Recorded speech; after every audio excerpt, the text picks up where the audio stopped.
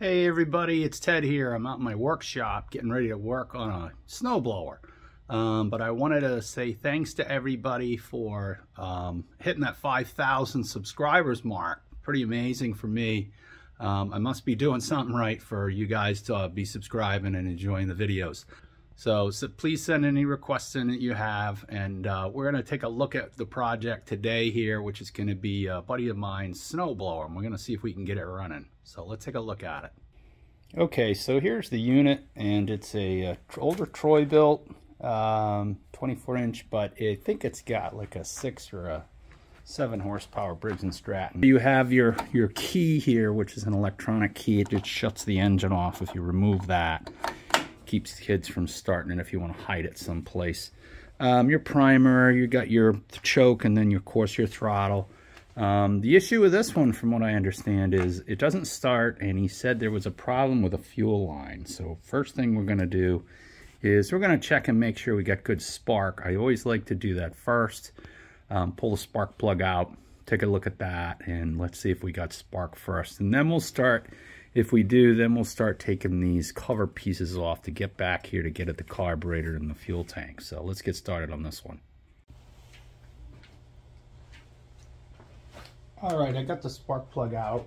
It takes a 13/16 socket, and somebody's replaced the original spark plug with a Champion spark plug. The number on this one's RN9YC, and I gotta check to make sure that's even the right spark plug for this. I've got my Stevens spark gap tester here, and I'm gonna see if we have good spark. It's what I want to really know right away when I'm working on these is, do I have good spark or not? Because if I don't, then I gotta chase that.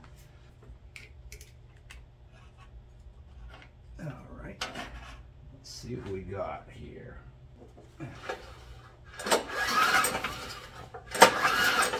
Doesn't look like it. Doesn't look good at all. All right. And we can always take the spark plug, hold that against the frame, see if we get spark this way too. Hold that on there. If I yell, you'll know it's got spark.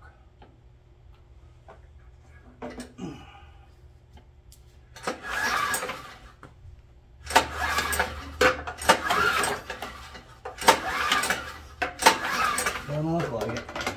Okay. Alright, so number one, no spark. So we're going to look at this key switch and take this cover off and see if these wires are open.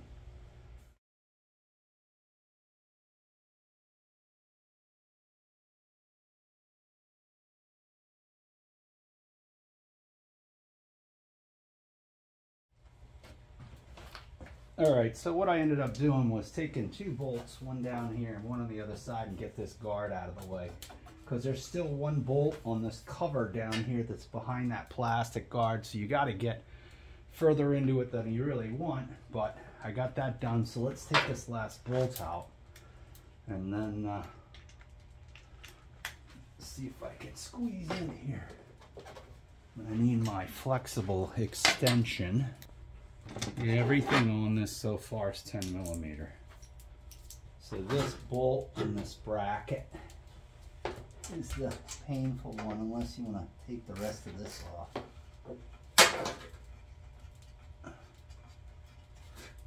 And having a wobble extension, 15-degree wobble extension, makes all the difference in the world. You can tighten it, you can loosen it.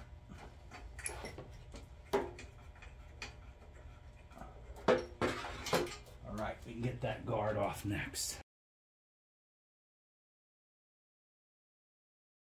Okay, just to verify the stop switch here is works, what I did was unplug the 2 wires, and when you pull this out, it has continuity. There's 2 little tabs that come together, and then when you push this in, it pops those 2 tabs apart, which are these 2 metal barbs.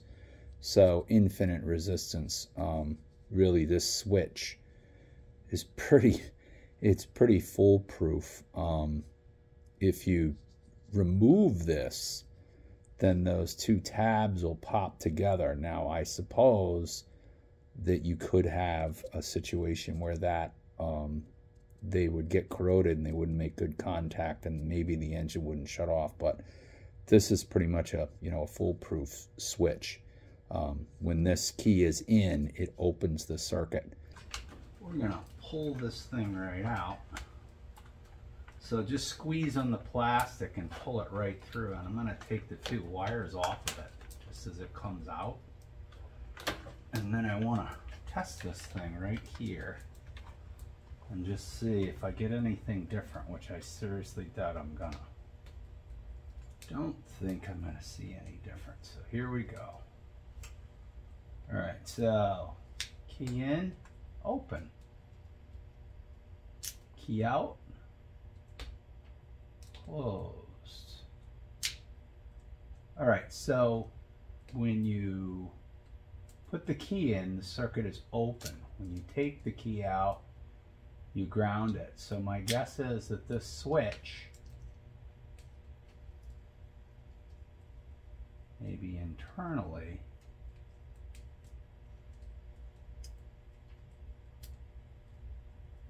that seems okay now. So it seems to be working here. Let's put it back in. Maybe it's just got a bad connection in it. Don't know. But that would be a wonderful thing if that was the case. You fight me. One. There's two. All right, let's check it again. Let's see if it goes open. All right, key out. We have continuity. Key in. Huh. Strange. Ah. We'll wiggle the connectors around and see what happens. Well, that's weird. Alright, well, let's take it back out and put the wires on it with it external. Okay, key in. I'm going to try to manipulate this just a little bit and see if it's got a bad contact in it. No, that shows continuity. This is very strange.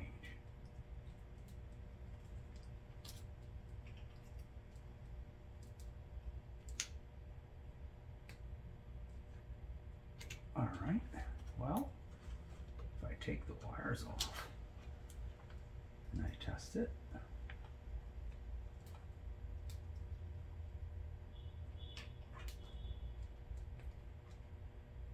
open.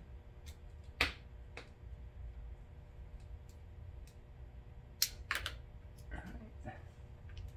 Well, so it's supposed to be open with a key in, so we're going to leave it out and let's see if we got spark now.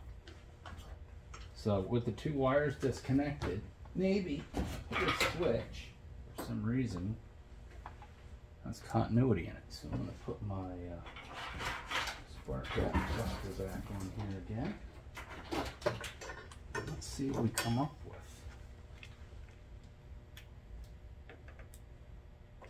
Oh, good off ground here. Looks like a good ground. All right. Those disconnected.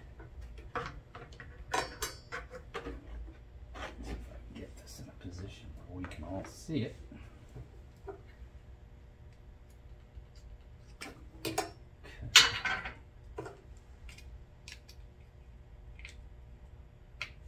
All right. Let's see what we see.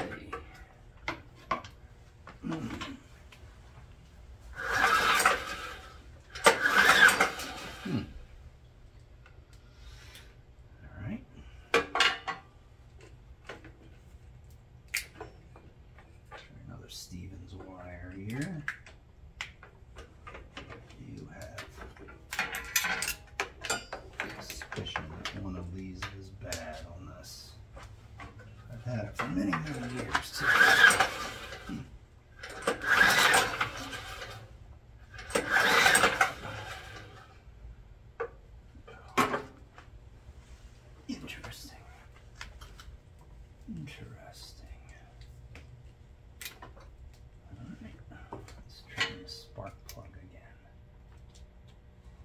let's just see.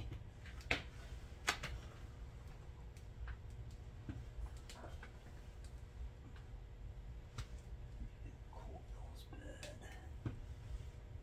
Could be a bad coil too. Let's take the rest of this cover off to get at that.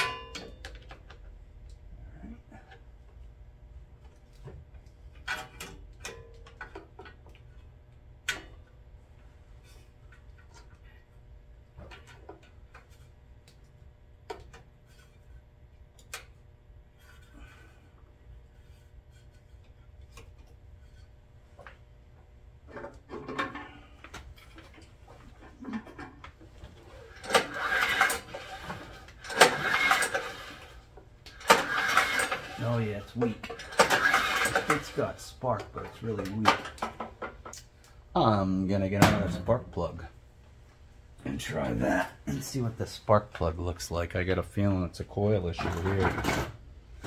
Spark with a brand new one. I've got a RC12YC, and this one is a RN9YC, completely different.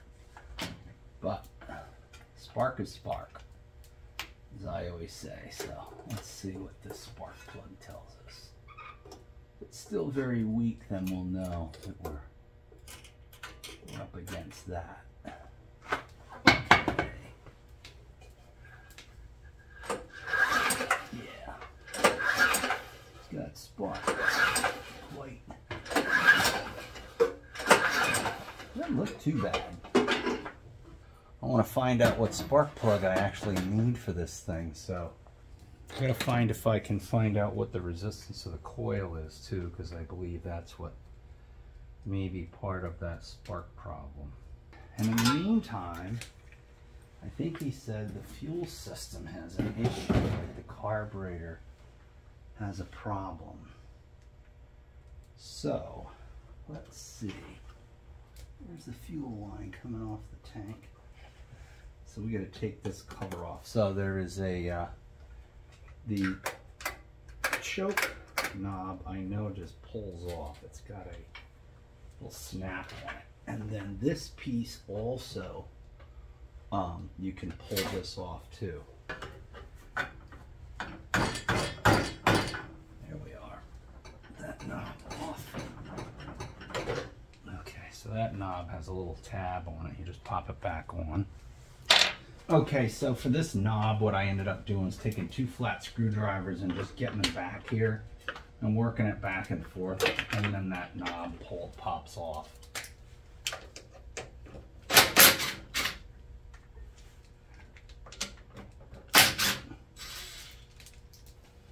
Alright, so over here on the other side, I've got to take a couple of screws out to get the electric start, where you hook up the electric start to it.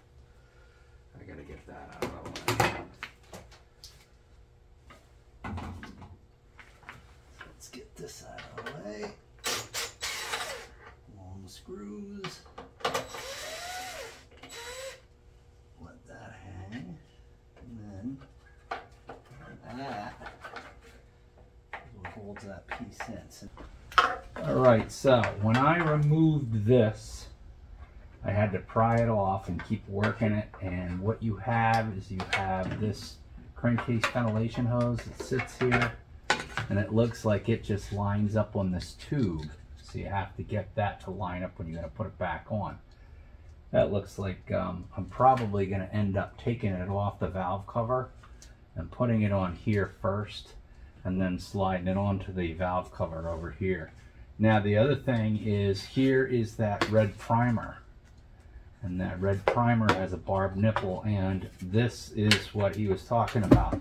So here is the hose, and hopefully the video you can see it pretty well. And here's the hose, and it's all split and dry rotted and cracked and foobar. So we're going to get another one of those. While I'm at it, I've gotten it this far apart. I'm going to end up taking this carburetor off, and I'm going to clean it out. I'm going to see if I can't just get some carb cleaner and just clean the inside of it out a little bit while I'm at it. And then we'll put it back together.